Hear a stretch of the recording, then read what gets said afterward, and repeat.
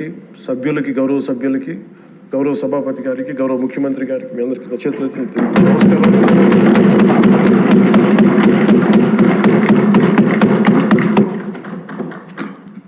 ఇప్పుడు ధన్యవాద తీర్మానంపై జరిగిన చర్చకి మన గౌరవ ముఖ్యమంత్రి గారు సమాధానం ఇస్తారు.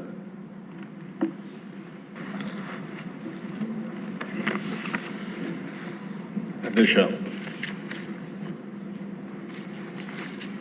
గవర్నర్ గారి ప్రసంగానికి మనస్ఫూర్తిగా ధన్యవాదాలు తెలియజేస్తూ ఈ తీర్మానాన్ని బలపరుస్తున్నాను. అధ్యక్ష, ఈ సందర్భంగా గవర్నర్ గారు ఒక కొటేషన్ స్వామి వివేకానంద చెప్పిన స్ఫూర్తిని తీసుకొచ్చారు. ఇది ఇక్కడుండే మనమే కాకుండా రాష్ట్రంలో ఉండే ప్రజానీకం మొత్తం, భారతీయులు మొత్తం కూడా ఆలోచించాల్సిన, ఇది ప్రపంచం కూడా ఆలోచించాల్సిన స్ఫూర్తిది. ఆయన రాసింది, మనం ఈ రోజున ఏ స్థితిలో ఉన్నామో దానికి మనమే బాధ్యులం. ముందు ముందు మనం ఎలా తయారు కావాలనుకుంటే అలా తయారయ్యే శక్తి మనలోనే ఉంది. మనం ఇంతవరకు ముందు చేసిన పనుల వల్ల మనం ఈ రోజున ఈ స్థితిలో ఉన్నాం. కాబట్టి నిస్సందేహంగా ఇప్పుడు మనం చేసే పనుల ద్వారా భవిష్యత్తులో మనం ఎలా తయారు కావాలంటే అలా తయారు చేసుకోవచ్చు. అందుచేత ఎలా పని చేయాలో మనం అర్థం చేసుకోవాలని స్వామి వివేకానంద గారు ఎప్పుడో చెప్పిన మాట మనకు, మన రాష్ట్రానికి కూడా వర్తిస్తుంది. అధ్యక్ష, ఇప్పుడే మిత్రులు పవన్ కళ్యాణ్ గారు చాలా స్పష్టంగా చెప్పారు. అధ్యక్ష, తెలుగు రాష్ట్రం, తెలుగు ప్రజానికం వివిధ సందర్భాల్లో అనేక ఇబ్బందులు పడ్డారు. మద్రాసులో ఉండేవాళ్ళం. స్వాతంత్రం వచ్చే వరకు మద్రాసులో ఉండి పొట్టి శ్రీరాములు గారు త్యాగం చేసి ప్రాణాలు అర్పించిన తర్వాతనే రాష్ట్రం ఏర్పాటైంది. అది కూడా అధ్యక్ష 1353 అక్టోబర్ 1న కర్నూలు కేంద్రంగా ఆ రోజు ఆంధ్ర రాష్ట్రాన్ని ఏర్పాటు చేసుకోవడం. అదే మాదిరిగా ఆ రోజు ఆంధ్రప్రదేశ్ రాష్ట్రం, తెలంగాణ స్టేట్, హైదరాబాద్ స్టేట్ రెండూ కలిపి మొట్టమొదటిసారిగా భాషా ప్రయుక్త రాష్ట్రాలు ఏర్పాటు చేయాలి అనే ప్రగాఢమైనటువంటి ఆకాంక్షతో ఆ రోజు హైదరాబాద్ రాజధానిగా తెలుగు వాళ్ళందరూ కలవడం. ఇది భారతదేశ చరిత్రలో అధ్యక్ష ఫస్ట్ టైం భాషా ప్రయుక్త రాష్ట్రం నాంది పలికింది ఇక్కడ. తర్వాత చాలా రాష్ట్రాలు వచ్చాయి. అదే సమయంలో అధ్యక్ష మళ్ళీ 2014 2 రాష్ట్రాలు, తెలుగు రాష్ట్రాలు 2 రాష్ట్రాలుగా ఏర్పడ్డాయి. ఇవన్నీ చూస్తే ఎన్నిసార్లు ఒక పర్మనెంట్ అడ్రస్ లేకుండా మనం ఇబ్బంది పడ్డాము. ఇది ఒక ఆలోచన మాత్రం అధ్యక్ష. ఈరోజు మనం చూస్తే 10 ఏళ్ళు అయింది. 10 ఏళ్ళు అయితే రాజధాని ఏది అంటే మనం చెప్పుకోలేని పరిస్థితి. అంటే మొన్నటి వరకు మీరు చూస్తే అధ్యక్ష 5 ఏళ్ళు అమరావతి అనుకున్నాం, 5 ఏళ్ళు 3 రాజధానులు ముచ్చటొచ్చింది. ఏది రాజధాని చెప్పలేక అవమానం పాలయ్యే పరిస్థితికి వచ్చాం అధ్యక్ష. ఇంకొక పక్క అధ్యక్ష ఈరోజు మీరు చూస్తే మొట్టమొదటిసారిగా 1982లో ఎన్టీ రామారావు గారు తెలుగుదేశం పార్టీ పెట్టి ఈరోజు అనేకమైనటువంటి ఒక విశ్వాసాన్ని కల్పించే కార్యక్రమాలు ఆయన చేశారు. సంక్షేమం, అభివృద్ధి, పాలనా సంస్కరణకు శ్రీకారం చుట్టారు. తెలుగు జాతి అనేది అప్పటికి మద్రాసు అని పిలిచే పరిస్థితి నుంచి మొట్టమొదటిసారిగా తెలుగు జాతి ఒకటి ఉందని ప్రపంచానికి చాటి చెప్పిన నాయకుడు నందమూరి తారక రామారావు గారు. అదే సమయంలో దిశ మనందరం ఒకసారి ఆలోచిస్తే తెలుగు నేలపైన పుట్టినటువంటి పివి నరసింహరావు గారు, ఆర్థిక సంస్కరణ తీసుకొచ్చాడు. ఇప్పుడే మిత్రులు పవన్ కళ్యాణ్ గారు చెప్పినట్టు పింగళ వెంకయ్య గారు మన జాతీయ జెండా రూపకల్పన చేశారు. ఇలాంటి చరిత్ర ఉండే మనం చూస్తే ఇప్పటికి కూడా ఈ రాష్ట్రంలో అనేక ఇబ్బందులు వచ్చి కనీసం ఈరోజు బడ్జెట్ కూడా పెట్టుకోలేక ఆర్థిక ఇబ్బందుల వల్ల మళ్ళీ ఒక 2 నెలలు టైం తీసుకొని పెట్టుకోవాలని ఆలోచించే పరిస్థితికి వచ్చాం. ఇంకో పక్క దిశ పివి నరసింహారావు గారు తీసుకొచ్చిన ఆర్థిక సంస్కరణలు ఈ దేశం యొక్క పెను మార్పులకు నాంది పలికింది. అక్కడి నుంచి పబ్లిక్ ప్రైవేట్ పార్ట్నర్షిప్ వచ్చింది. దీంతో బ్రహ్మాండంగా అభివృద్ధి జరగడమే కాకుండా ఈరోజు వికసిత్ భారత్ 2047 నరేంద్ర మోడీ గారు ఏదైతే మాట్లాడుతున్నారో నాకు ఏమాత్రం అనుమానం లేదు. 2047కి భారతదేశం ప్రపంచంలో మొదటి స్థానంలో కానీ 2వ స్థానంలో కానీ ఉండే అవకాశాలు ఉన్నాయి. అది మన చేతుల్లోనే ఉందని చెప్పి కూడా నేను మీకు తెలియజేస్తున్న అధ్యక్ష. దీనికి కారణం మీరు ఒకసారి చూస్తే ఈరోజు ఒక 2 ఎగ్జాంపుల్స్ ఇక్కడ చాలామంది ఉన్నారు. 25 ఏళ్లకు మునుపు విజన్ 2020 తయారు చేశాం సమైక్య ఆంధ్రప్రదేశ్ కోసం. మీరు కూడా భాగస్వాములు దాంట్లో. ఆ విజన్ 2020 తయారు చేసిన తర్వాత మనం అభివృద్ధి స్టార్ట్ చేశాం. ఆ రోజు ఏ నిధులైతే ఉన్నాయో ఆ నిధులనే పెట్టి మనం ముందుకు పోగలిగాం. ఈరోజు మీరు చూస్తే దేశంలోనే highest per capita income Telangana రాష్ట్రం ఉండడం ఆ రోజు చేసిన అభివృద్ధి వల్ల సాధ్యమైందని చెప్పి కూడా నేను మీకు తెలియజేస్తున్నాను. ఇది గుజరాత్, ఇంకా చాలా రాష్ట్రాలు ఉన్నాయి అధ్యక్ష. గుజరాత్ ఉంది, కర్ణాటక ఉంది, హర్యానా ఉంది. అన్ని రాష్ట్రాల కంటే ముందు పోయే పరిస్థితికి వచ్చింది. ఇది ఒక ఉదాహరణ మాత్రం. ఇంకో పక్క దిశ మీరు ఒకసారి చూస్తే ఎన్ఆర్ఐస్. ఎందుకు ఈ సభలో ఈ మాటలు చెప్తున్నానంటే ఈరోజు పవన్ కళ్యాణ్ గారు మాట్లాడినప్పుడు ఒక విషయం చాలా స్పష్టంగా చెప్పాడు. నేను వివేకానంద స్ఫూర్తిని కూడా మీకు చెప్పాను. ఈరోజు ఇక్కడుండే హౌస్లో మెంబర్స్ అందరం కలిసి సమిష్టిగా పనిచేస్తే ఈ రాష్ట్రాన్ని నెంబర్ 1 రాష్ట్రంగా తయారు చేయడం కష్టం కాదనే విషయానికి నేను ఈ విషయాలు మీ దృష్టికి తీసుకొస్తున్నాను. ఈరోజు మీరు చూస్తే అధ్యక్ష 25 ఏళ్ళు 30 ఏళ్ళకు మనకు ఆ రోజు ప్రభుత్వం ఐటీకి ప్రాధాన్యత ఇచ్చాం. అదే మరిగా భారతదేశం మొత్తం ఇండియన్స్ అంతా ఐటీ బాగా నేర్చుకునే పరిస్థితికి వచ్చారు. ఈరోజు మీరు చూస్తే మన వాళ్ళు ఇండియన్స్ 2 కోట్ల మంది 3 కోట్ల మంది విదేశాలకు వెళ్ళారు. అమెరికాకు చాలామంది వెళ్ళారు. అమెరికాలో చూస్తే అధ్యక్ష 25 ఏళ్ళు వచ్చిన మార్పు ఇండియన్ ఆరిజిన్ ఎవరైతే ఉన్నారో వీళ్ళ ఆదాయం తలసరి ఆదాయం $1,19,000. మన తర్వాత ఎవరైనా చూస్తే అధ్యక్ష తైవానీస్, వాళ్ళ ఆదాయం $95,700. వాళ్ళ తర్వాత చైనీస్, వాళ్ళ ఆదాయం $81,000. జపనీస్ 80,000, పాకిస్తానీ 70,000. ఈ విధంగా చూసుకుంటే అధ్యక్ష అమెరికాలో ఉండే నేటివ్ అమెరికన్స్ 65,900. అంటే అధ్యక్ష ఈరోజు ఈ ప్రభుత్వం అవలంబించిన విధానాలు 5 సంవత్సరాలుగా మీరు చూస్తే పాత ప్రభుత్వం ఇంగ్లీష్ నేర్పిస్తామన్నారు. ఇంగ్లీష్ నేర్పిస్తే ఏదో అయిపోతుందని మాటలు చెప్పారు.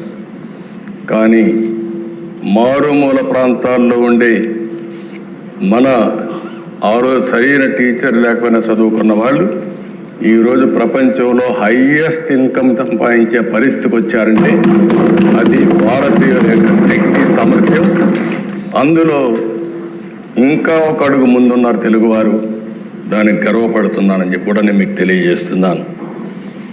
కానీ దిశ ఇప్పుడు ఇక్కడికి వచ్చినప్పుడు ఇది గత చరిత్ర. గడిచిన 5 సంవత్సరాల్లో జరిగిన విషయాలు కూడా నెమరు వేసుకోవడం చాలా అవసరం. ఇప్పుడే జూన్ 4వ తారీఖు వచ్చిన ఎన్నికల ఫలితాలు ఒక కొత్త చరిత్రను సృష్టించాయి. ప్రజా చైతన్యానికి నిదర్శనంగా నిలిచాయి. మీరు చూస్తే అధ్యక్ష 93% స్ట్రైక్ రేట్, 57% ఈ కూటమికి ఓట్లు పడ్డాయి. ఇది నా రాజకీయ జీవితంలో ఏ పార్టీ కూడా, నందమూరి తారక రామారావు గారు పార్టీ పెట్టినప్పుడు కానీ 94లో కూడా రాలేదంటే అది ప్రజలు మన మీద పెట్టుకున్న నమ్మకం అనే విషయం మనందరం గుర్తుపెట్టుకోవాల్సిన అవసరం ఉంది. అధ్యక్ష, ఒక్కొక్క పార్లమెంట్ 70,000, 80,000, 90,000 మెజారిటీ వస్తాయి. అలాంటిది 95,000 మెజారిటీ ఒక అసెంబ్లీలో వచ్చిందంటే నేను మనస్ఫూర్తిగా అభినందిస్తున్న గాజువాకలో 95,000 మెజారిటీ. అంటే దీన్ని చూసినప్పుడు చాలా ఆనందం, ఆశ్చర్యం వేస్తుంది. దీని వెనకాల కూడా దిశ చాలా శ్రమ ఉంది. ఒక్క విషయం మనం గుర్తుపెట్టుకోవాల్సిన అవసరం ఉంది. మిత్రులు పవన్ కళ్యాణ్ గారు ఇప్పుడే మాట్లాడారు. ఒక్కసారి రాష్ట్ర ప్రజానికి కానీ ఎలాంటి నమ్మకం కల్పించామంటే చాలా సఫర్ అయ్యాం. 2014లో కూడా కొత్త రాష్ట్రం, ఈ రాష్ట్రం అభివృద్ధి కావాలని ముందుకొచ్చి పోటీ చేయకుండా సపోర్ట్ చేసిన వ్యక్తి పవన్ కళ్యాణ్ గారు. సామాజిక బాధ్యత కోసం ఆలోచించారు, ముందుకొచ్చారు. తర్వాత దిశ మొన్న ఎలక్షన్లో ఆయన్ని మేము చూసినప్పుడు చాలా సమస్యలు వచ్చాయి. నన్ను అరెస్ట్ చేసినప్పుడు జైలుకు వచ్చి నన్ను పరామర్శించిన తర్వాత బయట వచ్చి ఆ క్లిష్ట సమయంలో ఏమాత్రం ఓటు డివైడ్ కావడానికి వీలు లేదు, రాష్ట్ర ప్రయోజనాల కోసం తెలుగుదేశం జనసేన కలిసి పోటీ చేస్తామని చెప్పిన మొదటి వ్యక్తి పవన్ కళ్యాణ్. అంటే ఇది ఒక సామాజిక బాధ్యతగా తీసుకున్నారు. రాజకీయంలో అరుదైన సంఘటన ఇది. ఇద్దరం కలిసిన తర్వాత బీజేపీ వారు కూడా ముందుకొచ్చారు, కేంద్ర నాయకత్వం. ముగ్గురం కలిసిన తర్వాత దిశ ఇది ఒక సునామీ. ఎవ్వరూ ఊహించిన సునామీ రాష్ట్రంలో వచ్చిందంటే ఎన్నికల్లో కూడా మనం తీసుకున్న నిర్ణయాల కారణం. ఆ నిర్ణయాన్ని మళ్ళీ మనందరం కలిసి, వారు ఒక మాట చెప్పారు, మనస్ఫూర్తిగా అభినందిస్తున్నా, ఈ రాష్ట్రాన్ని మళ్ళీ ఘాటిలో పెట్టి అన్ని విధాల అభివృద్ధి చేసే వరకు ఏమాత్రం ఆలోచించకుండా సమైక్యంగా ముందుకు పోవడానికి ఆలోచిస్తామని ఈ సభ ద్వారా రాష్ట్ర ప్రజానికానికి కూడా మేము ఒక హామీ ఇస్తున్నాం, చేస్తామని చెప్పి కూడా మీకు కూడా తెలియజేస్తున్నాను. అధ్యక్ష, ఈసారి ఎన్నికలు రాష్ట్రం కోసం, తమ బిడ్డల కోసం, భవిష్యత్ తరాల కోసం ప్రజలు ఇచ్చిన తీర్పు ఇది. ఉపాధి కోసం వేరే రాష్ట్రాలకు వెళ్ళినటువంటి పేదవాళ్ళు వాళ్ళే టిఫిన్ క్యారియర్ తీసుకొని వచ్చి ఓటేసి మళ్ళీ తిరిగి చెన్నైకో, హైదరాబాద్కో, బెంగళూరుకి వెళ్ళారు. ఎక్కడో అమెరికాలో, ఆస్ట్రేలియాలో, ఆఫ్రికాలో ఉండే తెలుగువారు ఆ ఓటు వేయడానికి లక్షల రూపాయలు ఖర్చు పెట్టుకొని వచ్చారు. కొంతమంది 3 నెలలు 5 నెలలు ఇక్కడ ఉండే మెంబర్స్కి అందరూ కూడా అర్థం కాదు, కానీ వాళ్ళే వచ్చి వాళ్ళ డబ్బులు ఖర్చు పెట్టుకొని గెలిపించి మనకు చెప్పకుండా వెళ్ళారంటే అది వాళ్ళకుండే మన కోసం రాలా, కానీ రాష్ట్రం కోసం వచ్చారు. ఈ రాష్ట్ర భవిష్యత్తు కాపాడుతామనే ఆలోచనతో మనకు ఓట్లేసి తిరిగి వెళ్ళారు.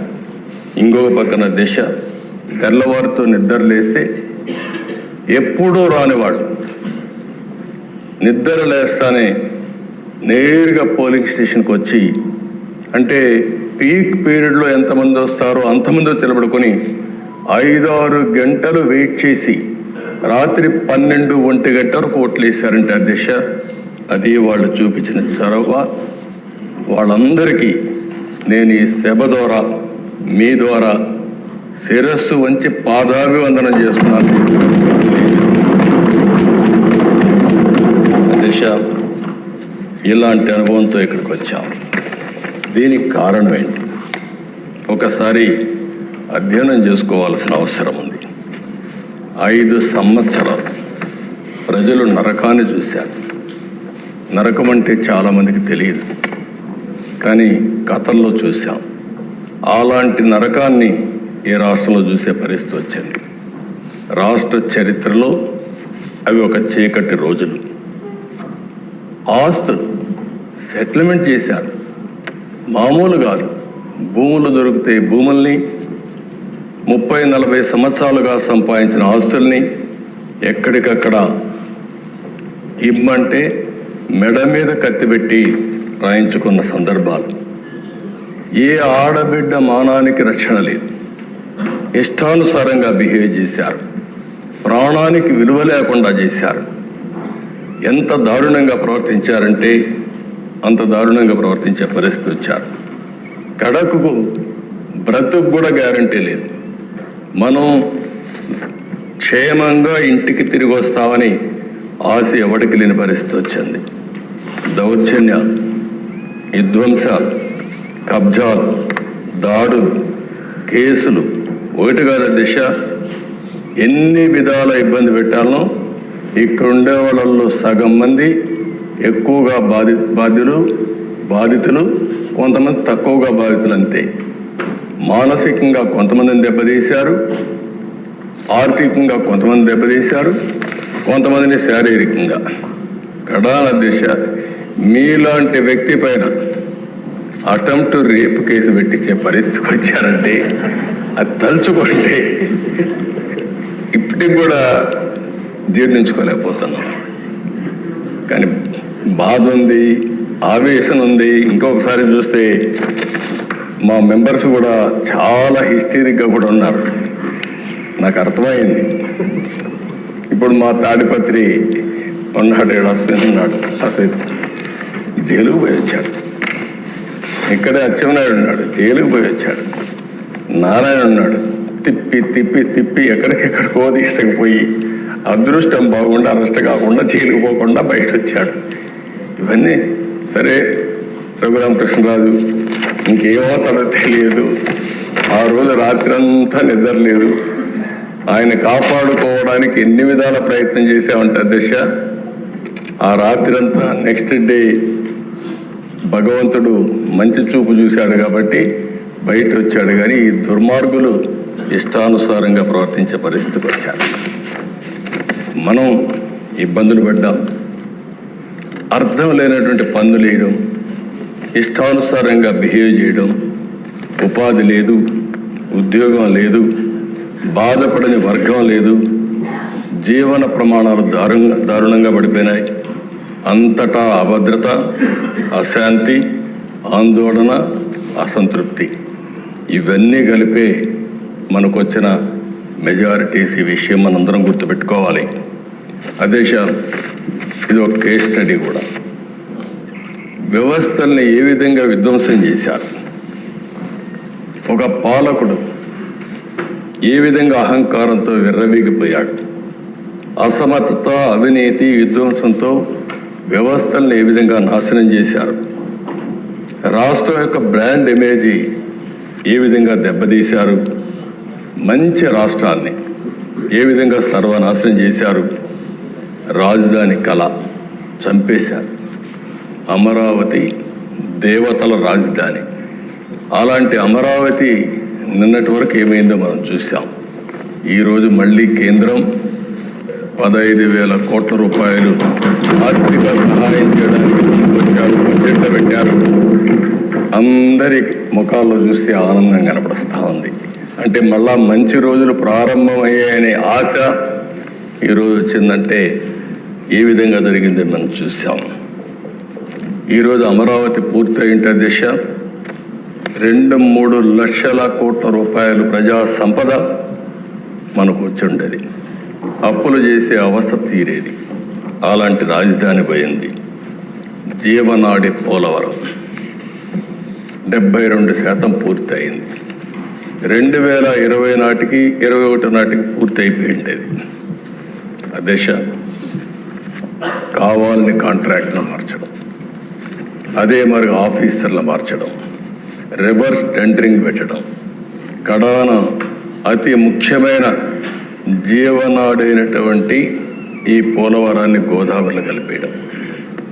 ఇప్పుడు మళ్ళీ డయాఫామ్ వాల్ నుంచి స్టార్ట్ కావాలి, కాఫర్ డ్యాముల నుంచి మళ్ళా మనం పని ప్రారంభించాలి. ఇది కూడా మనం మనస్ఫూర్తిగా ధన్యవాదాలు చెప్పాలి. కేంద్రం ఈరోజు బడ్జెట్లో చెప్పినప్పుడు పోలవరాన్ని వీలైనంత తొందరలో పూర్తి చేస్తామని నిర్దిష్టమైన హామీ ఇచ్చారు. వారికి మనస్ఫూర్తిగా ధన్యవాదాలు తెలియజేస్తాను. అధ్యక్ష, వ్యవసాయ శాఖ పూర్తిగా మూతపడిపోయింది. కాలువల్లో పూడిక తేలేని పరిస్థితి. అదే మరి ఎక్కడికక్కడ డ్రైన్స్ ఉంటే డ్రైన్స్ కూడా పూడిక తీయకుండా ఎక్కడికక్కడ రాష్ట్రంలో వర్షాలు పడితే పొలాలన్నీ మునిగిపోయే పరిస్థితి వచ్చింది. ఇంకో పైన దేశ ఇరిగేషన్ వ్యవస్థ చిన్నాభిన్నం అయిపోయే పరిస్థితికి వచ్చింది. ఒక్క ప్రాజెక్ట్ పూర్తి కాలేదు. ఇంకో పక్కన చూస్తే ఉండే ప్రాజెక్టుల్లో గేట్స్ కూడా గ్రీస్ పెట్టలేని పరిస్థితి. కొన్ని ప్రాజెక్టులు మీరు చూస్తే దేశ గేట్లు కొట్టుకొని పోతే ఆ గేట్లు కూడా పెట్టలేని పరిస్థితి. ఆ గేట్లు పెట్టడానికి అయ్యే డబ్బులు కూడా ఇవ్వలేని దుస్థితి. అలాంటి భయంకరమైనటువంటి పాలనలో మనం చూసాం. ఇంకొక పక్కన దేశ ప్రభుత్వ టెర్రరిజంతో పెట్టుబడులు పరారైపోవడం.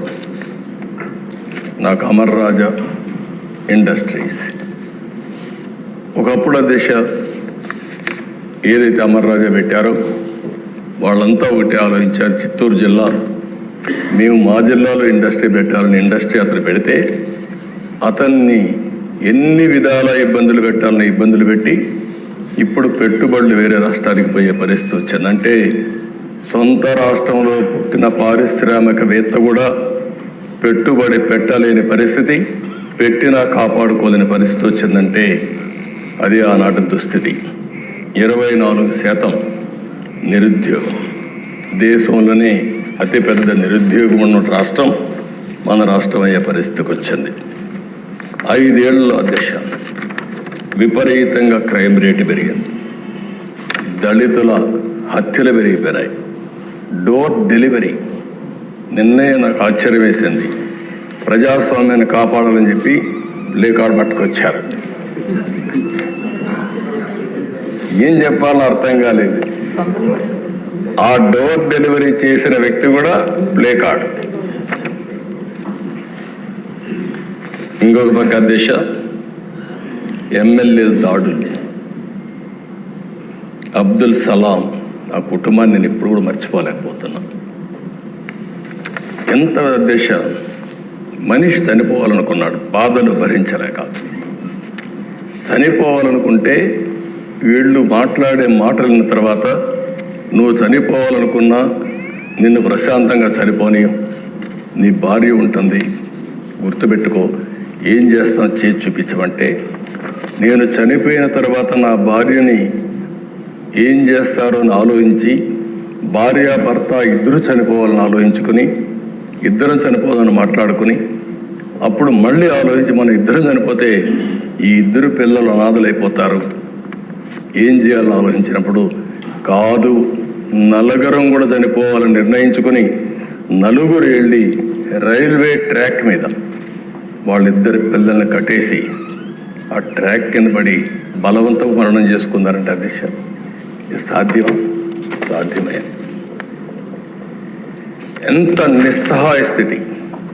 ఈ విషయం మనం గుర్తుపెట్టుకోవాల్సిన అవసరం అది జరిగితే పరామర్శించినటువంటి ఆనాటి ముఖ్యమంత్రి నిన్న అదే పార్టీకి ఒకప్పుడు చెందిన ఇద్దరు వ్యక్తులు ఈరోజు ఒక అతను వ్యక్తిగత కారణాల వల్ల చంపితే దాన్ని రాజకీయం చేస్తూ ఢిల్లీకి పోయి ఈరోజు ఈ సభకు రాకుండా, సభకు వచ్చే ధైర్యం కూడా లేదు.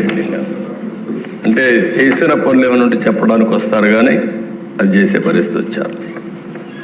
అధ్యక్ష డ్రైవర్ సుబ్రహ్మణ్యం, డాక్టర్ సుధాకర్ ఇప్పటికి కూడా జ్ఞాపకం. అధ్యక్ష సుధాకర్ ఏమడిగాడు?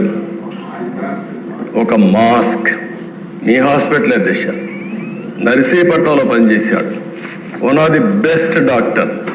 ఒకటే అడిగాడు, నేను ఎంతైనా పనిచేస్తా, కానీ కరోనా భయంకరమైన వ్యాధి, ఒకవేళ వస్తే మాకు కూడా ప్రమాదం ఉంటుంది, మాస్క్ ఇవ్వండి, అప్పుడప్పుడు మార్చండి అని ఒక మాస్క్ అడిగిన నేరానికి అహంకారమైన ఈ ప్రభుత్వం వేటాడి వేటాడి పిచ్చివాణి చేసి నడి రోడ్లో చంపేసే పరిస్థితికి వచ్చారు.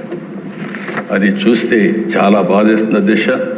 ఒక ఓం ప్రతాప్ వీళ్ళు పెంచిన లిక్కర్ రేట్ని గురించి విమర్శించాడని నెపంతో వాణ్ణి ఏం చేశారు, ఇప్పుడు కూడా దిక్కులేని పరిస్థితి, ఆత్మహత్య కింద క్రియేట్ చేసే పరిస్థితికి వచ్చారు. బాపట్ల దిశ ఆ జిల్లాలో 10వ తరగతి అనగాన సత్యప్రసాద్ ఉన్నాడు. 10వ తరగతి చదివే బాలుడిపై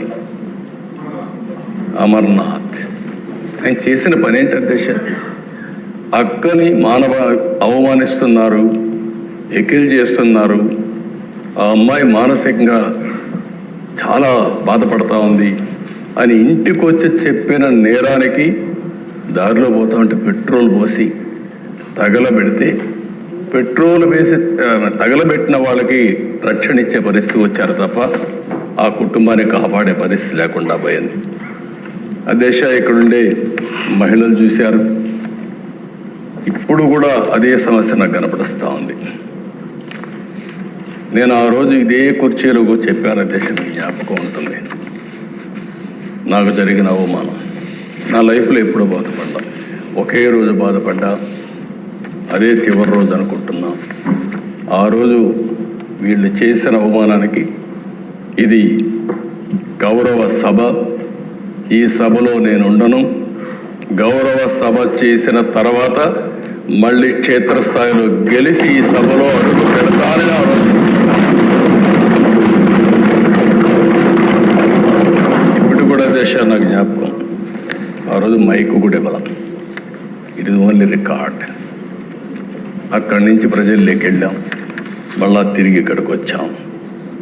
అధ్యక్ష ఇదే కాదు, ఎంతమంది ఆడబిడ్డల పైన, గౌరవంగా బ్రతికే ఆడబిడ్డల పైన ఎన్ని విధాలుగా సోషల్ మీడియాలో పోస్టింగ్స్ పెట్టారు, ఎన్ని విధాల అవమానం చేశారు, ఇప్పటికి కూడా ఎన్ని విధాల అవమానం చేస్తున్నారు.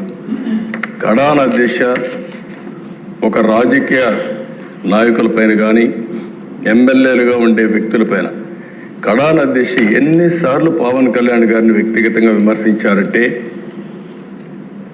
మామూలుగా విమర్శించడం కాదు, ఫ్యామిలీ పరంగా విమర్శించడం, ఇలాంటి చూసినప్పుడు చాలా బాధేస్తుంది దిశ. ఈరోజు కుటుంబ సభ్యులపైన నీచంగా మాట్లాడడం, ఇంకో పక్కన ఆ రాతలైతే భరించరాని రాతలు. మనం అందరం మనుషులం అధ్యక్ష. ఎప్పుడైనా సరే ఓసారి ఇష్టానుసారంగా ఇలాంటి వచ్చినప్పుడు ఓసారి మనసు చాలా చివుక్కుమంటుంది, చాలా బాధ కలుగుతుంది. అలాంటి జరిగే పరిస్థితి వచ్చింది. ఇంకో పక్క దిశ అలాంటి అరాచక పాలన మీరు చూస్తే బాధితుల్నే నిందితులు చేశారు. తప్పు చేయలేదు వీళ్ళు, కానీ వీళ్ళే వాళ్ళని కొడతారు, తప్పుడు కేసు పెడతారు.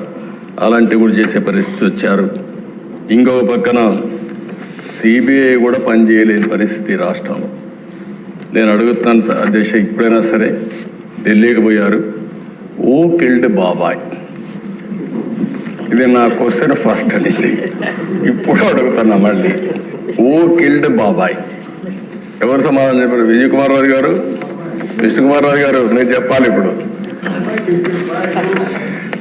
దీనికి సమాధానం దొరికే పరిస్థితి నియర్ ఫ్యూచర్లోనే ఉందా అని అడుగుతున్నా.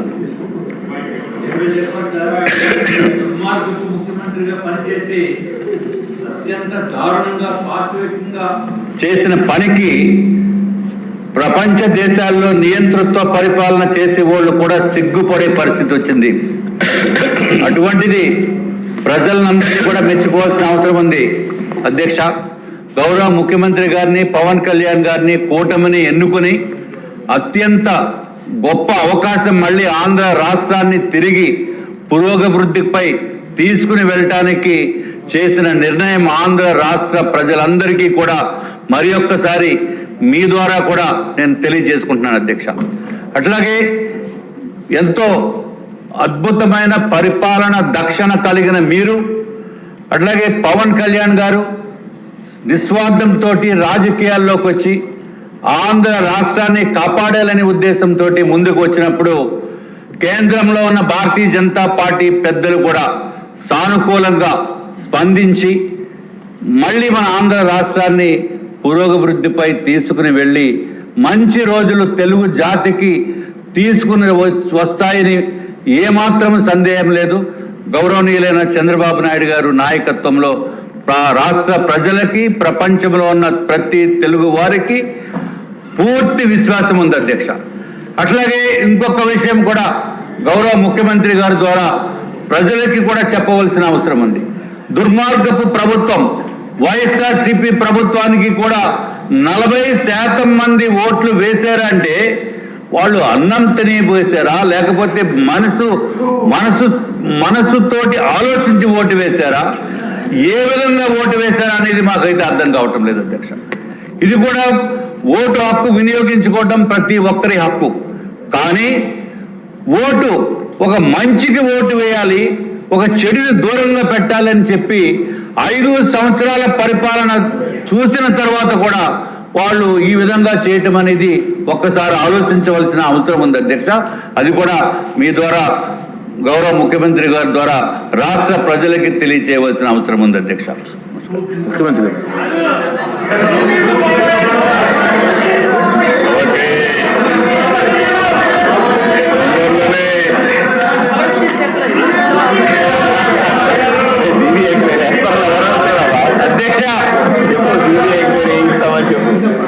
అధ్యక్ష హూ కిల్డ్ బాబాయ్ అనేది అధ్యక్ష ఇది అందరికీ తెలుసు. ఎవరు వెనకాల ఉండి చేయించారో అందరికీ తెలుసు. కానీ సిబిఐ ఎంక్వైరీ వేస్తే శాస్త్రోక్తంగా పద్ధతి ప్రకారం ఉంటుందని చెప్పి తమరి ద్వారా కోరుతూ గౌరవ ముఖ్యమంత్రి గారిని చేస్తామని చెప్పి ఆల్రెడీ సిబిఐ ఎంక్వైరీ వేసి సిబిఐ ఎంక్వైరీ కొంచెం ఫాస్ట్ గా చేయాలి కదా. ఒకసారి మెంబర్స్ అందరూ కూడా దేశ మేము ఎలక్షన్లో క్వశ్చన్ చేసిందే హూ కిల్డ్ బాబాయ్ అని. ఇంకా జవాబు రాలేదు. తొందరలో జవాబు కూడా వస్తుంది, దాంట్లో సందేహం లేదు. అధ్యక్ష, ఇది ఒక కేస్ స్టడీ. నేను 40 ఏళ్ళు రాజకీయాల్లో ఉన్నా, 14 ఏళ్ళు సీఎంగా ఉన్నా. నేను చాలామంది ముఖ్యమంత్రులను చూసా. ఇప్పుడే విష్ణుకుమార్ రాజు చెప్పినట్టు ఒక వ్యక్తి ఏ విధంగా చేస్తాడో వివేకానంద రెడ్డి మర్డర్ ఒక ఎగ్జాంపుల్. ఎన్ని ట్విస్టులు తిరిగాయో రెండో ఎగ్జాంపుల్. కడాన ఎవడైతే అక్కడ సిఐ సీన్లో ఉన్నాడో మర్డర్ జరిగిన తర్వాత ఫస్ట్ వెళ్ళాడు. ఈ క్లీన్ చేసే ఆపరేషన్స్ అన్నీ చూసిన తర్వాత అతను సిబిఐకి ఇన్ఫర్మేషన్ ఇవ్వడానికి సిద్ధపడితే ప్రభుత్వ దుర్వినియోగంతో అతనికి ప్రమోషన్ ఇచ్చి సిఐ నుంచి డిఎస్పీ తిరిగి సిబిఐ పైనే ఆరోపణ చేసే పరిస్థితికి వచ్చారు. అధ్యక్ష, ఇన్వెస్టిగేషన్ ఆఫీసర్ పైన కేసు పెడితే సిబిఐ, ఆ ఇన్వెస్టిగేషన్ ఆఫీసర్ హైకోర్టు పోయి బెయిల్ తీసుకునే పరిస్థితికి వచ్చారు. ఇది రాష్ట్ర చరిత్రలో ఎప్పుడు చూడలే. ఇవన్నీ దేశ చరిత్ర ప్రపంచంలో కూడా జరుగుండవు. ఈ దేశంలో కాదు, వేరే ప్రపంచంలో ఎక్కడా జరగవు. నేరస్తుడు ఎంత పవర్ఫుల్ అంటే అధ్యక్ష, నేను అదే ఎప్పుడు చెప్పేవాడిని, నేరస్తుడే ముఖ్యమంత్రి అయితే పోలీసులు కూడా నేరస్తులకు ఇంక వంతన పడే పరిస్థితికి వస్తే ఏం జరగాలో జరిగాయి. అధ్యక్ష, సిబిఐ లాంటి సంస్థ వివేకానంద రెడ్డి మర్డర్లో ఉండే నిందితుడిని అరెస్ట్ చేయడానికి పోయి మేము అరెస్ట్ చేయలేమని తిరిగి వచ్చారంటే కెన్ యు ఇమాజిన్ అధ్యక్ష? తర్వాత కూడా అరెస్ట్ చేయలేదు, ఇప్పటికి కూడా ఏం కాదు, బెయిల్ వచ్చే వరకు అరెస్ట్ చేయలేదు. అంటే దీన్ని ఏ విధంగా అభివర్ణించాలనో అర్థం కాని పరిస్థితి. అంటే ఏం చేస్తారో కూడా మనం గుర్తుపెట్టుకోవాల్సిన అవసరం ఉంది అధ్యక్ష. అది అయిన తర్వాత కోడికత్తి డ్రామా చూసాం, గులకరాయి డ్రామా చూసాం. కోడికత్తి డ్రామా పనిచేసింది కానీ గులకరాయి డ్రామా పనిచేయలేదు. అప్పటికి అర్థమైపోయింది ప్రజలకి. అందుకే మొత్తం వన్ సైడ్గా ఓట్లేసే పరిస్థితికి వచ్చారు. అధ్యక్ష, ఒక వ్యక్తి ధనదాహంతో ఎక్కడ చూసినా అవినీతి. నేను దీన్ని 41,000 కోట్ల రూపాయల అవినీతి జరిగిందని సిబిఐ ఛార్జ్షీట్ వేశారు. కనీసం అది చూసిన తర్వాతన మారతారని చెప్పి ఆలోచిస్తే డబ్బుల పిచ్చతో ఈ రాష్ట్రంలో ఏమేం చేశారో మీరు చూస్తే ప్రజలకు వచ్చే, ప్రభుత్వానికి వచ్చే ఆదాయం మొత్తం 5 సంవత్సరాల్లో దోపిడీ జరిగింది. ఇసుక, మద్యం, మైనింగ్, భూములు, సెటిల్మెంట్లు, లక్షల కోట్ల రూపాయలు దోపిడీ జరిగే పరిస్థితి వచ్చింది. అసమర్థ నిర్ణయాలతో అభివృద్ధి లేక ఆర్థిక వ్యవస్థ పూర్తిగా చిన్నాభిన్నం అయిపోయింది. 2014-19 మధ్య అభివృద్ధి CAGR 13.5%. 2019 నుంచి యథేచ్ఛగా జరిగిన విధ్వంసం వల్ల వృద్ధి రేటు బాగా పడిపోయింది. ఎప్పుడు కూడా క్యాపిటల్ ఎక్స్పెండిచర్ పెడితే దానివల్ల ప్రభుత్వ ఆస్తులు వస్తాయి, ఆదాయం పెరుగుతుంది. ఆ ఆదాయం వల్ల సంక్షేమ కార్యక్రమాలు చేస్తాం. అలాంటిది మూలధనాన్ని 60% తగ్గించేశారు. అంటే 40% పెట్టే పరిస్థితికి వచ్చారు. జలవనరులపై 56% తగ్గిపోయింది. అధ్యక్ష, రోడ్ల పైన 85%. అంటే మొత్తం రోడ్లు ఈరోజు చూస్తే ఈ ప్రభుత్వానికి ఒక సవాలుగా మారింది. తప్పకుండా మళ్ళీ రోడ్లు బాగు చేసే బాధ్యత మనందరం తీసుకోవాల్సిన అవసరం తీసుకుంటాం. అది జరుగుతుంది.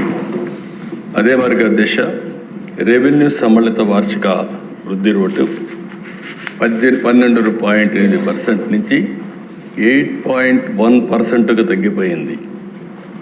మూలధన వృద్ధి, వ్యయం వృద్ధి 26.4 నుంచి, అంటే క్యాపిటల్ ఎక్స్పెండిచర్ 3.4%కు తగ్గిపోయింది. 1% ఎక్కువ ఉండేవాళ్ళందరూ గుర్తుపెట్టుకోవాలి. 1% గ్రోత్ రేట్ 15,000 కోట్ల రూపాయలు ప్రభుత్వానికి ఆదాయం వస్తుంది. ఈరోజు 10% గ్రోత్ రేట్ ఉంటే దాన్ని 15% చేస్తే 5% అయితే 75,000 కోట్ల రూపాయలు ప్రభుత్వానికి ఆదాయం వచ్చే పరిస్థితి వస్తుంది. అలాంటిది పెద్ద ఎత్తున అభివృద్ధి తగ్గిపోయే పరిస్థితి వచ్చింది. ఇంకొక పక్కన అధ్యక్ష, ఈరోజు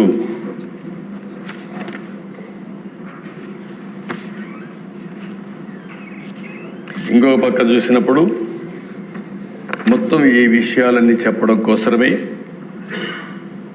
వైట్ పేపర్స్ అన్ని పబ్లిసైజ్ చేస్తున్నాం. ఇప్పటికి 4 వైట్ పేపర్స్ పెట్టాం. చాలా వరకు వాస్తవాలన్నీ ఇచ్చాం.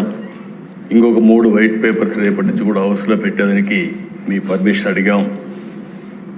అధ్యక్ష, ఒక్క ల్యాండ్స్లో 1,75,000 ఎకరాల భూముల్ని ఇష్టానుసారంగా దోచుకునే పరిస్థితికి వచ్చారు. ఇన్నోవేటివ్గా చేశారు. కడాన అధ్యక్ష అసైన్మెంట్ భూములు లాగేసుకున్నారు. కడాన ల్యాండ్ ఎక్విజిషన్ పేరుతో పేదవాళ్ళకి ఇచ్చే ఇంటి జాగాలో కూడా పెద్ద ఎత్తున దోపిడీ జరిగే పరిస్థితి వచ్చింది. ఒక్క భూముల కుంభకోణమే 40,000 కోట్ల రూపాయలు. విశాఖపట్నం బలవంతంగా రామానాయుడు స్టూడియో భూములు కానీ, దస్బల్లా కానీ మొత్తం ఇష్టానుసారంగా చేసుకొని కడాను ఎప్పుడు అడుగుతూ ఉంటారు ఉండేవాళ్ళు కొంతమంది. ఏదైతే రిషికొండ ప్యాలెస్ ఏం చేయాలని ఒక వ్యక్తికి ఉండే అహంభావం 500 కోట్ల రూపాయలు ఖర్చు పెట్టి కొండంతా కొట్టేసి, ఒకప్పుడు రిషికొండ అంటే మనకు ఒక హిస్టారికల్ ఇంపార్టెన్స్ ఉండే ప్లేస్ని అలాంటి దాన్ని కొట్టేసి అక్కడ ప్యాలెస్ కట్టుకున్నాడు. ఆ ప్యాలెస్ కట్టుకోవడం ఇప్పుడు వాళ్ళ నాయకులు చెప్తున్నారు. ఎందుకు కట్టారంటే ప్రధానమంత్రి ప్రెసిడెంట్ ఆఫ్ ఇండియా వస్తారంట, వాళ్ళ కోసం నేను ప్యాలెస్ కట్టాడంట. అంటే ఇంకా మనం అందరం నమ్మాలి దిశ. అంటే ఈ రాష్ట్రంలో ఎక్కడికి పోతుందో నాకైతే అర్థం కావడం లేదు. శాశ్వతంగా కొంతమంది నాకు వచ్చి చెప్పారు, ఓసారి ఒక్కొక్క వ్యక్తి ఏ విధంగా తలుస్తారు, భగవంతుడు ఏ విధంగా నిర్ణయిస్తాడు అనేది ఇది ఒక ఉదాహరణ దిశ. 500 కోట్ల రూపాయలు టూరిజం డబ్బులు ఖర్చు పెట్టి బ్రహ్మాండంగా మిగిలిన డబ్బులన్నీ డైవర్ట్ చేసి ప్యాలెస్ కడితే అక్కడ కథలుగా చెప్తున్నారు. ఇంకా నేను కూడా మొత్తం డీటెయిల్స్ తెప్పించాలి, ముందు ప్రాధాన్యత క్రమంలో మిగిలిన పనులన్నీ చేస్తున్నాం. ఆ డబ్బులు ఆ ఉండే అందరూ ఒకసారి ఎమ్మెల్యేలు అందరిని తీసుకెళ్ళాలి, ఒకసారి హౌస్ కమిటీ అంతా ఈ అసెంబ్లీ అయినాక అందరూ వెళదాం, మీతో కూడా కలిసి నేను కూడా చూస్తాను ఎందుకు కట్టారు ఆ ప్యాలెస్ ఏం చేయాలో కూడా నాకు అర్థం కావడం లేదు. ఇప్పుడు ఎవరికి ఇవ్వాలి, ఏం చేయాలి, ఎట్లా ఉపయోగించాలని కొంతమంది సజెస్ట్ చేశారు అధ్యక్ష. ఆ ప్యాలెస్లో టూరిజానికి ఇమ్మని, టూరిజానికి ఇస్తే ఎంత డబ్బులు అవుతుందో నాకు తెలియదు, కాబట్టి దానిపైన కూడా మీరు సూచనలు ఇవ్వాలి. ఇక్కడ కూడా ప్రజావేదిక కూల్చేశారు. 7 స్టార్ హోటల్ దానికి మేనేజ్మెంట్ మీకే ఇస్తాం, ఆ వడ్డీ అయినా వసూలు చేసి మాకు ఇవ్వండి. మీరు ప్రజాధనం అది ఎంత డబ్బులు వస్తుందో చూసుకుంటే ఒక 7 స్టార్ 9 స్టార్ హోటల్ కూడా ఏం పనిచేయవు అక్కడ.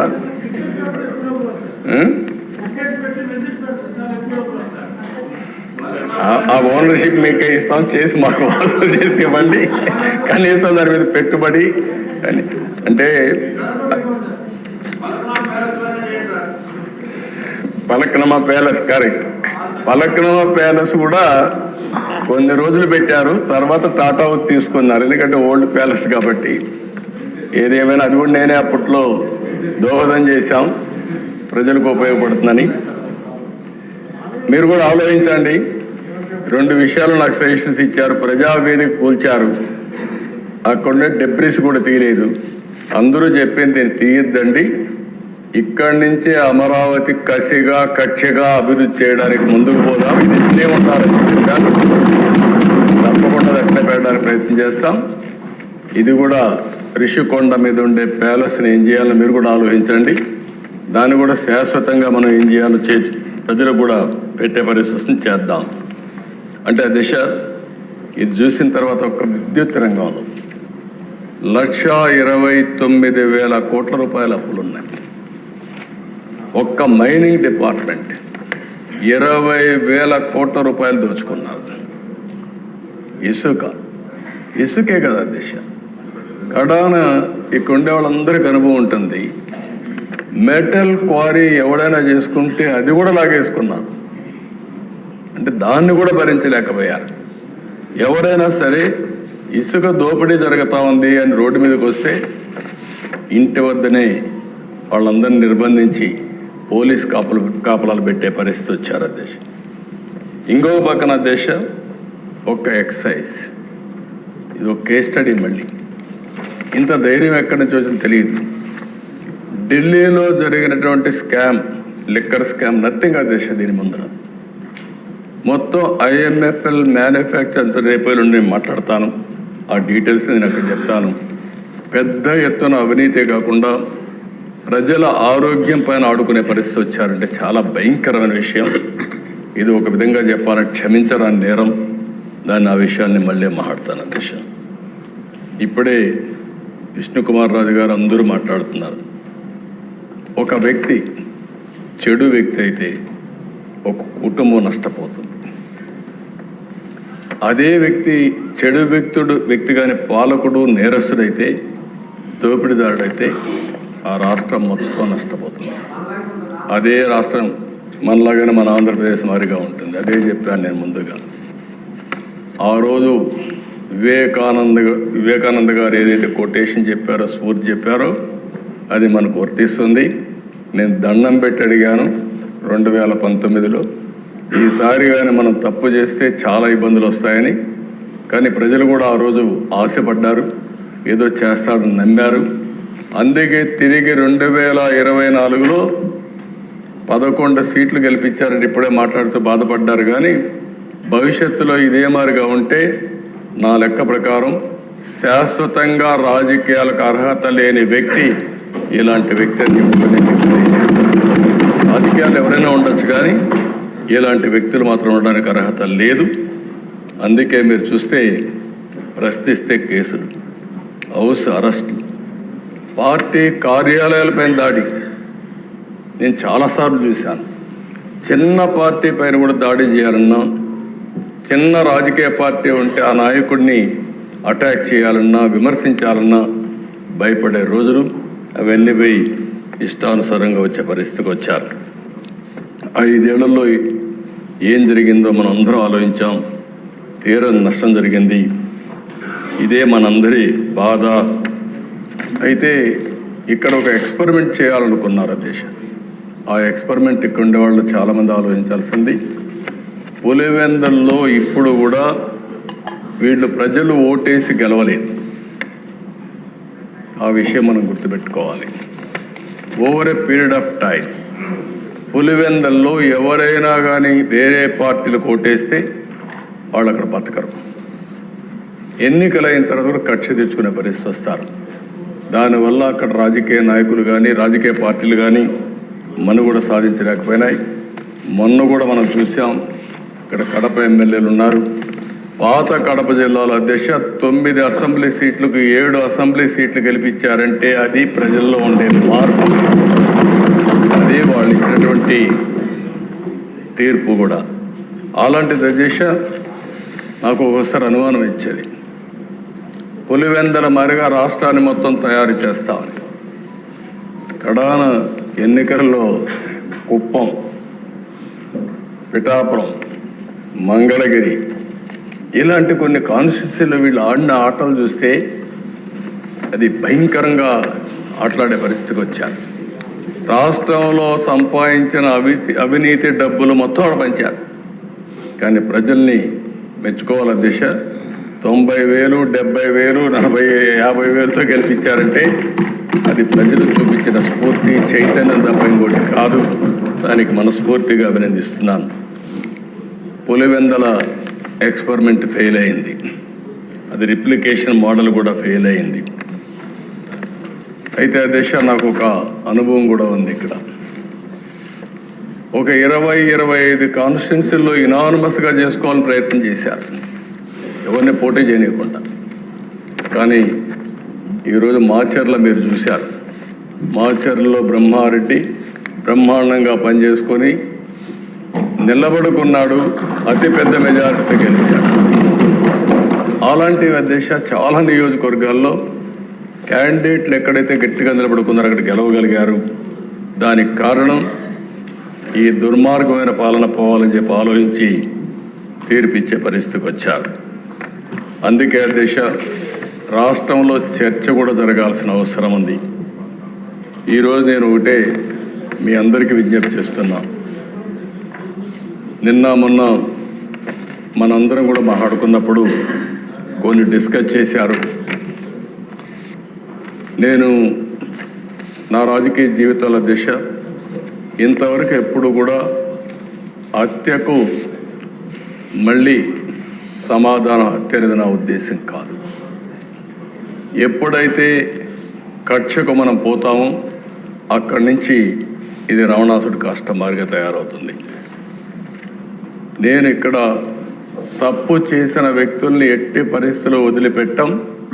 తప్పు చేసిన వాళ్ళని చట్టపరంగా శిక్షిస్తాం, దాంట్లో సందేహమే లేదు. కానీ చట్టాన్ని మన చేతుల్లోకి తీసుకుని మేము కూడా ప్రతీకారం తీర్చుకుంటామంటే మాత్రం చాలా సమస్యలు వస్తాయి. నేను అందుకే ఇక్కడే మెంబర్స్ అందరినీ ఒకటే కోరుతున్నా, రాష్ట్రంలో హింసకు తావులేదు. అయితే అదే సమయంలో నేరగాళ్లకు ఒకే హెచ్చరిక చేస్తున్నా, మొన్నటి వరకు అధికారం అండతో నేరాలు ఘోరాలు చేశారు, ఇక సాగవని గట్టిగా ఈ సభ ద్వారా హెచ్చరిస్తున్నానని చెప్పి కూడా నేను మీకు తెలియజేస్తున్నాను. రాజకీయ ముసుగులో నేరాలు చేయడం, ఒకప్పుడు తీవ్రవాదుల సమస్య చాలా ఈజీగా పరిష్కారం చేశాం. ముఠా నాయకుల సమస్య నాకు కొద్దిగా ఇబ్బంది కలిగింది. ఎందుకంటే ముఠా నాయకులు ఉన్నప్పుడు అధ్యక్ష, అవతల వాళ్ళు ముఠా నాయకులు అండలు తీసుకున్నప్పుడు యువతల వాళ్ళు కూడా కొద్దిగా గట్టిగా లేకపోతే పోటీ కూడా ఇవ్వలేమని ఫైట్ చేసేవాళ్ళు. నేను ఒకటే చెప్పాను మా పార్టీ వాళ్ళకి, తప్పదు, మనందరం కూడా ముఠాలు తుదముట్టించాల్సిన అవసరం ఉంది, గట్టిగా ఉంటామని మన పార్టీ వాళ్ళని కూడా నేను అరెస్ట్ చేసి ముఠాల్ని పూర్తిగా రూపుమాపిన చరిత్ర తెలుగుదేశం పార్టీదని చెప్పి కూడా నేను తెలియజేస్తున్నాను. ఎవరైతే మత కలహాలను కూడా పూర్తిగా కంట్రోల్ చేశాం. ఈరోజు పెద్ద సవాలు అధ్యక్ష మనందరికీ, రాజకీయ పార్టీలో ఉండే వాళ్ళే రౌడీలైతే, రాజకీయ పార్టీల నేతలే నేర చరిత్రలైతే రాజకీయాలు అండగా తయారవుతాయి. బయట గొడవ చేస్తారు, బయట హత్యలు చేస్తారు, ఆ నేరం మన మీద వేస్తారు, లోపల వచ్చి గొడవ చేస్తారు. ఇది చాలా ప్రమాదకరమైన ఇది. నిన్న నాకు ఒక సవాల్ వస్తే నేను చూశాను అధ్యక్ష, మదనపల్లి ఆర్డీఓ ఆఫీస్ ఫైల్స్ తగలబెట్టారు. అంత మునుపు ఎన్నికల్లో రిజల్ట్స్ రాలేదు. ఇక్కడ సిబిసిఐడి ఆఫీసులో చాలా ఫైల్స్ని తగలబెట్టారు, హెరిటేజ్ ఫైల్స్ అవన్నీ తగలబెట్టారు. తర్వాత ఎన్నికలైన తర్వాత పిసిసిబి పొల్యూషన్ కంట్రోల్ బోర్డ్ ఫైల్స్ తీసుకుపోయి ఆ ఫైల్స్ తీసుకొచ్చి కరకట్ట పైన తగలబెడతా ఉంటే ఆ విలేజర్స్ చూసి తరుముకుంటే పారిపోయారు. అది కేసు పెట్టాను. నిన్న సాక్షాత్తు మదనపల్లి సబ్ కలెక్టర్ ఆఫీసు ఏదైతే 22A సంబంధించినటివి అసైన్మెంట్ ల్యాండ్స్వి ఇవన్నీ కూడా తగలబెట్టే పరిస్థితికి వచ్చారు.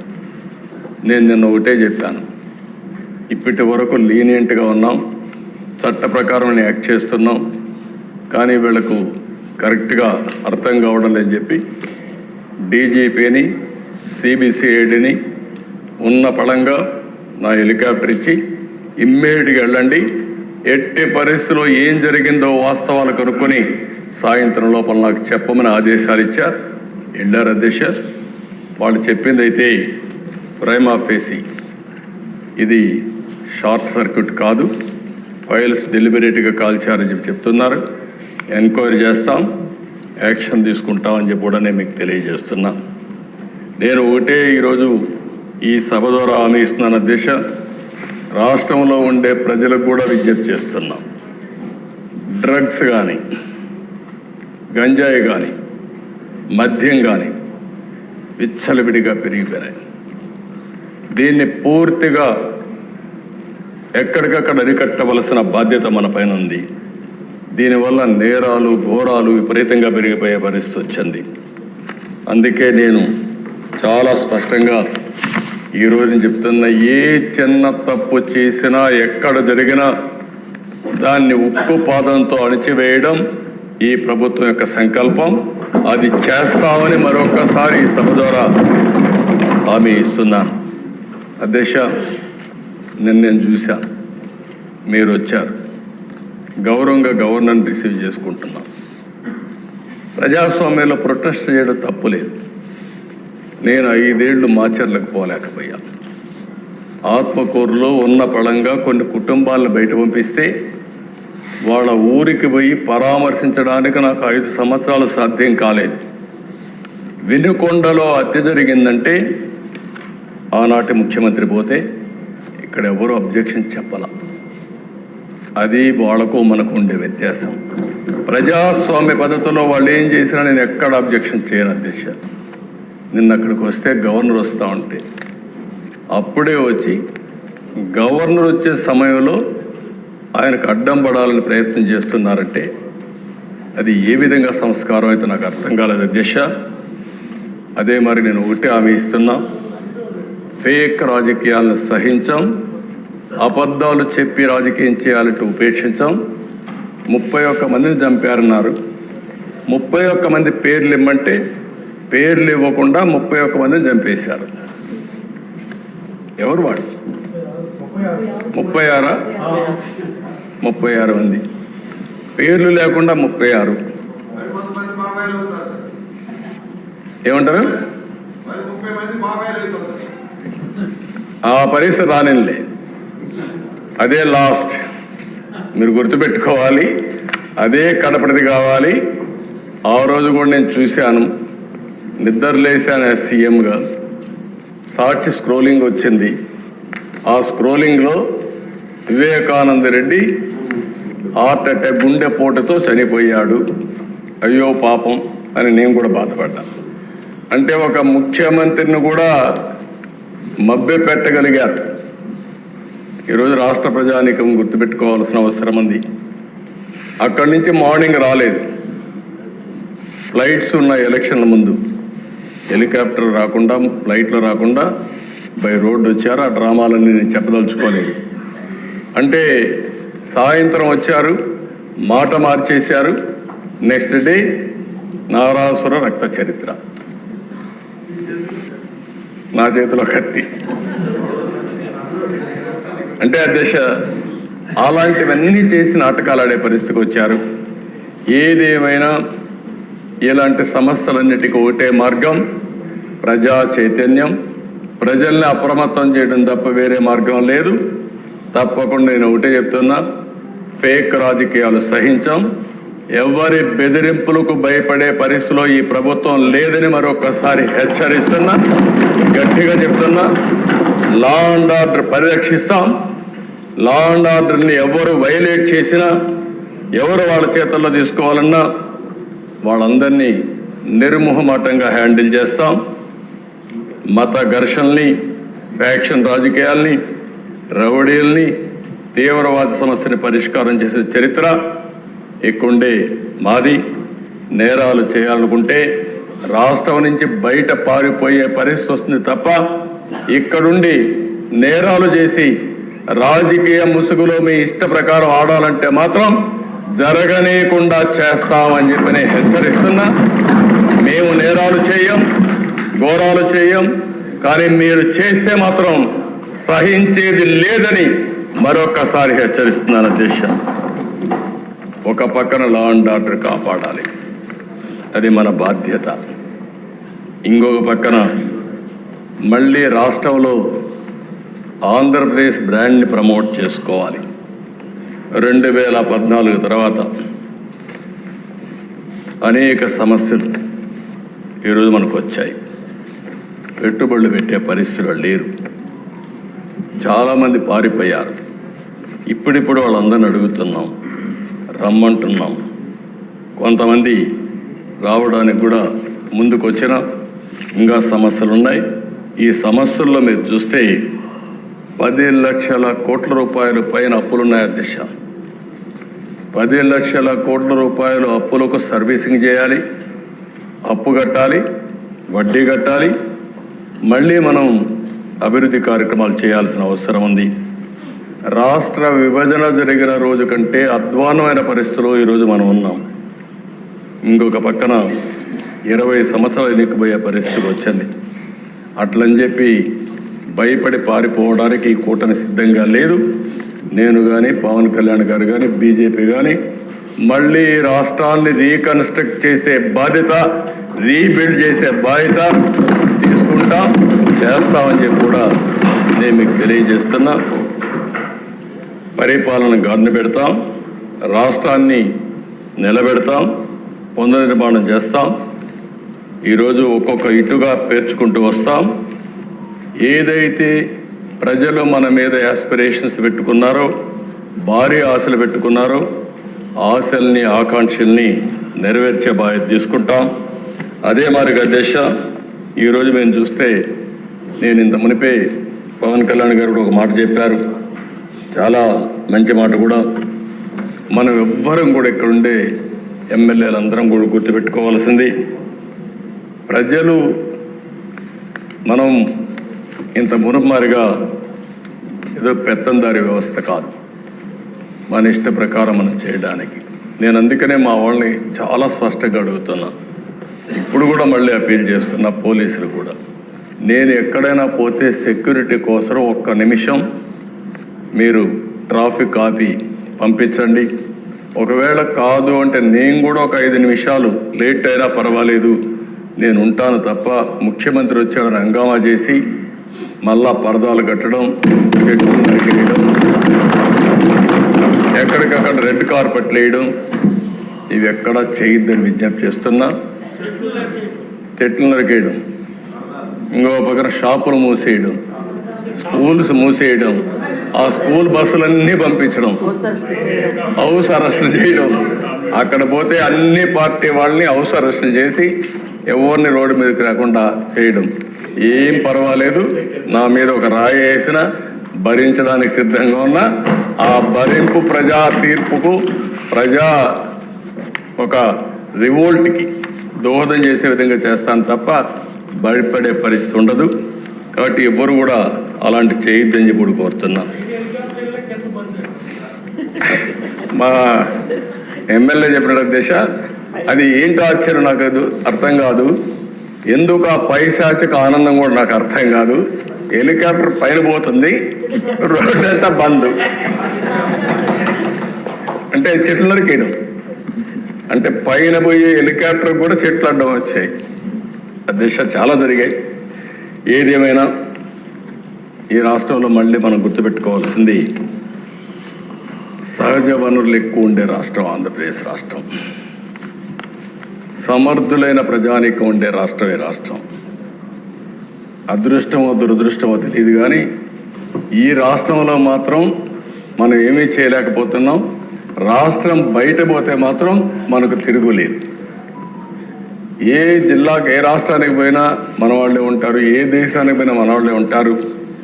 అదే నా ఆలోచన.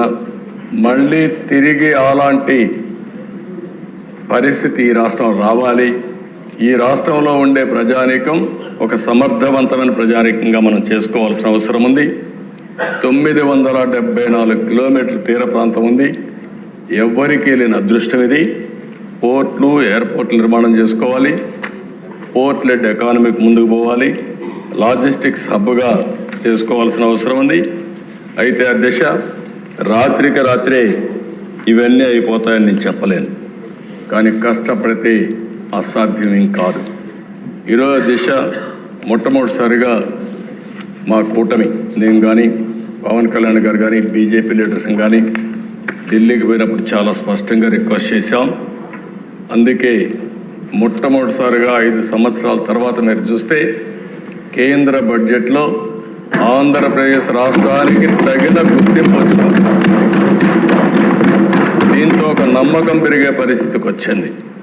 అమరావతి క్యాపిటల్కి special finance support, multilateral development agency ద్వారా దగ్గర ఒక 15,000 కోట్ల రూపాయలు ఇవ్వడానికి కేంద్రం ప్రతిపాదన పెట్టింది.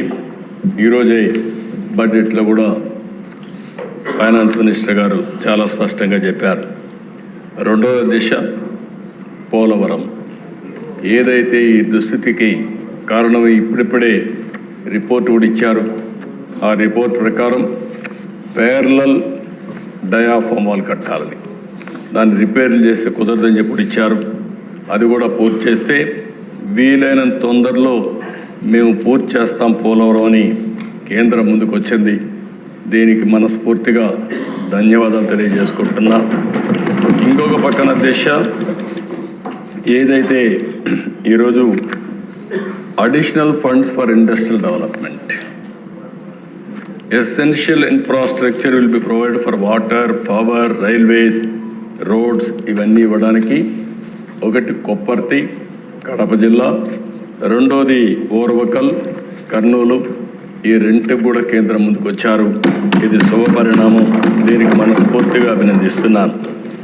ఇంకొక పక్క అధ్యక్ష, ఏదైతే గ్రాంట్స్ బ్యాక్వర్డ్ డిస్ట్రిక్ట్స్, రాయలసీమ 4 జిల్లాలు, ఉత్తరాంధ్ర 3 జిల్లాలు, ప్రకాశం జిల్లా 1, మొత్తం ఫస్ట్ టైం ప్రకాశం జిల్లా కూడా అడిగా. ప్రకాశం జిల్లా కూడా ముందుకు వచ్చారు. ప్రకాశం జిల్లా దాంట్లో ఇంక్లూడ్ చేశారు. We are very happy. ఎందుకంటే ప్రకాశం జిల్లా బ్యాక్వర్డ్ ఏరియా మొత్తం, అలాంటి జిల్లాకు అన్యాయం జరుగుతున్న ఉద్దేశంతో గట్టిగా అడిగితే ఇది కూడా యాడ్ చేశారు. ఈ 8 జిల్లాలకు కూడా ఆర్థిక సహాయం చేస్తామని ముందుకు వచ్చారు. దానికి కూడా మనస్ఫూర్తిగా మనం అడిగిన డిమాండ్స్ ఉన్నాయి, అవన్నీ వర్కౌట్ చేస్తాం. ఇది కూడా మనం ముందుకు తీసుకెళ్తాం. ఇది కాకుండా ఎకనామిక్ గ్రోత్కి మన దగ్గర డబ్బులు లేవు. దీనికి క్యాపిటల్ ఎక్స్పెండిచర్ కింద, ఇన్వెస్ట్మెంట్ కింద కేంద్రాన్ని ఆర్థిక సహాయం అడిగాం. దానికి కూడా ముందుకు వచ్చారు అధ్యక్ష. దానికి కూడా మనస్ఫూర్తిగా ఈ సభ ద్వారా కేంద్రానికి ధన్యవాదాలు, కృతజ్ఞతలు తెలియజేస్తున్నాను. బిగినింగ్ మాత్రం వెంటిలేటర్ పై నుండి ఆంధ్రప్రదేశ్ రాష్ట్ర ఆర్థిక వ్యవస్థకి ఇప్పుడు ఆక్సిజన్ ఇచ్చారు. ఇది ఆక్సిజన్ మాత్రమే, ఇది ప్రారంభం మాత్రమే. ఇక్కడి నుంచి మనం కూడా కష్టపడాలి. కేంద్రం సహకరించాలి. ఈ 2 తీసుకొని మనం ముందుకు పోవాల్సిన అవసరం ఉంది.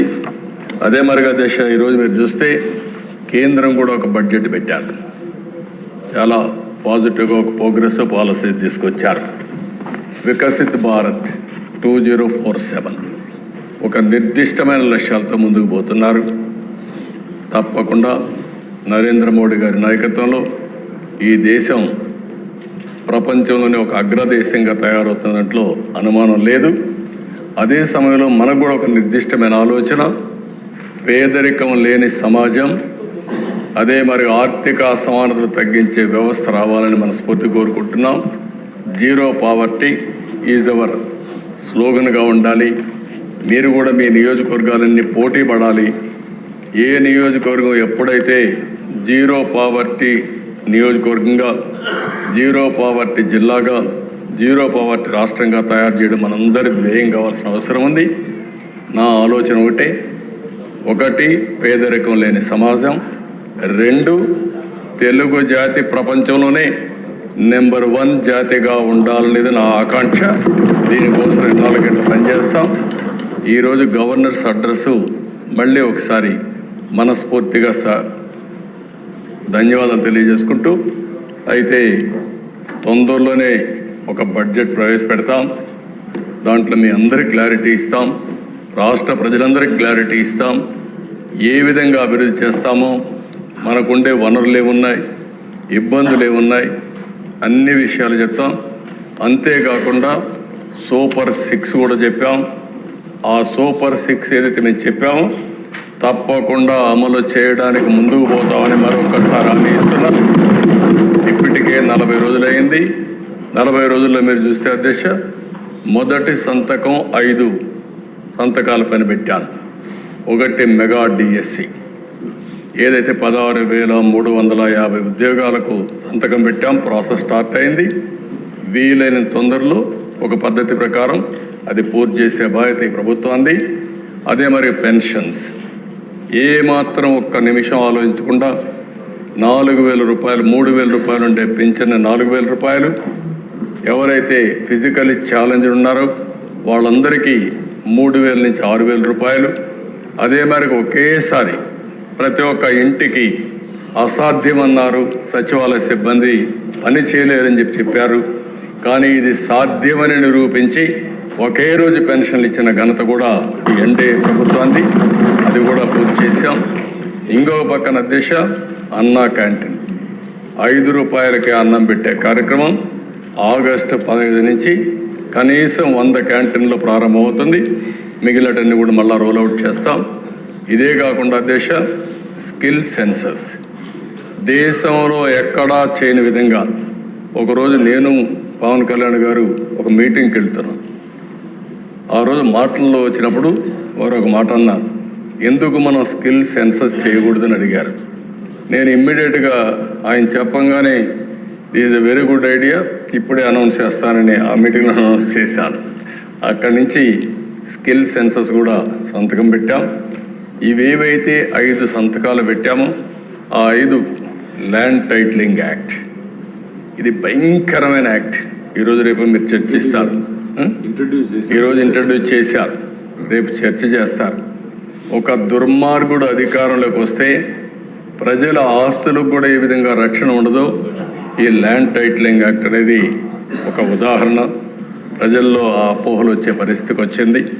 ఇవన్నీ కూడా ఒక సుపరిపాలనకు మారు పేరుగా ఈ ఎన్డీఏ గవర్నమెంట్ ఉండాలని రాష్ట్రంలో నేను మనస్ఫూర్తిగా కోరుకుంటూ, కష్టాలున్నాయి, ఇబ్బందులున్నాయి, ఒకే రోజు మేము మొత్తం తీరుస్తాం చెప్పలేం, కానీ కష్టపడే ధైర్యం ఉంది.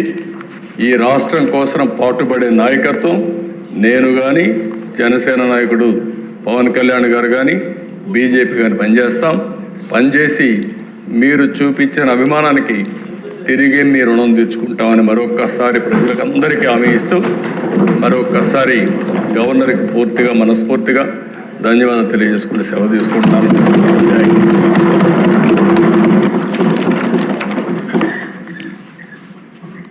శ్రీ కాలువ శ్రీనివాసులు గారు ప్రతిపాదించిన శ్రీమతి గౌతు శిరీష గారు బలపరిచిన తీర్మానం సభ సమక్షంలో ఉంది. శాసనసభను ఉద్దేశించి 22/7/2024 గౌరవ గవర్నర్ గారు ప్రసంగించినందుకు గాను 16వ శాసనసభ తొలి సమావేశాలకు హాజరైన ఆంధ్రప్రదేశ్ శాసనసభ సభ్యులు కృతజ్ఞతలు తెలియజేస్తున్నారు. గవర్నర్ గారికి పంపే ధన్యవాదాల తీర్మానానికి అనుకూలంగా ఉన్నవారు అవును అనండి, వ్యతిరేకంగా ఉన్నవారు కాదు అనండి. అందరూ అవునన్నారు, కాదని వారు లేరు. ధన్యవాద తీర్మానం ఏకగ్రీవంగా ఆమోదించబడింది. తిరిగి బుధవారం తేదీ 24/7/2024 ఉదయం 9 గంటలకు సమావేశమగుటకు సభ వాయిదా వేయడమైనది.